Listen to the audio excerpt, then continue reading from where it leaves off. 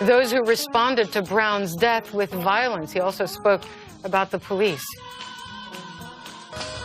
The policies of this country cannot go unchallenged.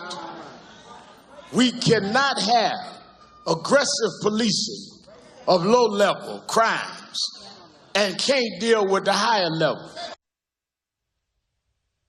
His death sparked days of unrest and riots in his hometown.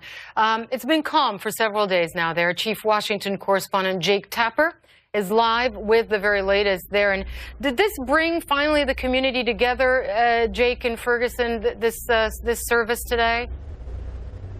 Well, it certainly brought together those who think that what happened to Mike Brown was an injustice and a symptom of a larger problem in the United States. The idea that too often unarmed black men can be shot and killed by law enforcement with basically impunity. But that, of course, does not reflect the entire United States. There is a real racial divide on how this case is seen between, if you look at polling, white Americans are far less likely to call the shooting unjustified than African Americans, who by about 50–60% say it was an unjustified shooting. But here in St. Louis, for the Brown family, for the larger African American community of Ferguson and St. Louis, this was a moment of healing. This was a moment of mourning the life of a young man, and then talking about the larger possible significance of change in the wake of Michael Brown's death, Hala. And what about the unrest? We saw demonstrations and instances of journalists getting arrested and so much tension in Ferguson. But over the last several days and today as well, which I understand was a request by the family, there was calm. Are we expecting that to continue?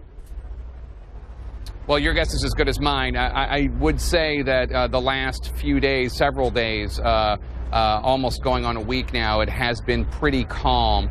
We haven't seen the kind of tensions that we've seen before.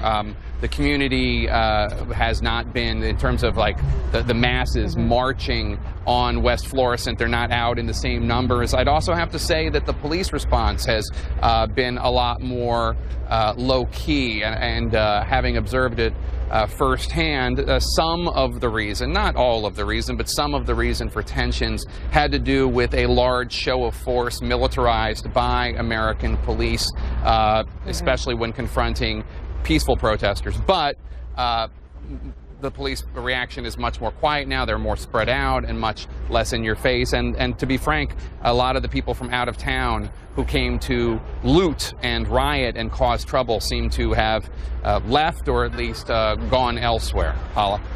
Yeah.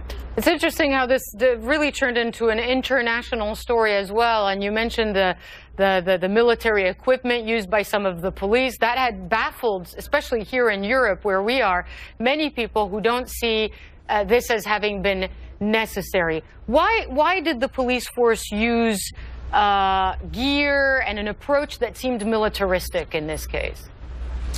Well, it's a complicated question. A lot of it comes from 9/11. A lot of it comes from the response from local law enforcement to be prepared for terrorist attacks, and grants from different branches of the U.S. government, the Department of Homeland Security, the Pentagon, where they could militarize their equipment. In some cases, if you have a hostage situation with an active shooter who has serious weaponry, it makes sense to have a militarized response. But I think in the context of the protests here in St. Louis, there are a lot of questions about what is the appropriate time to bring out that equipment, Hala.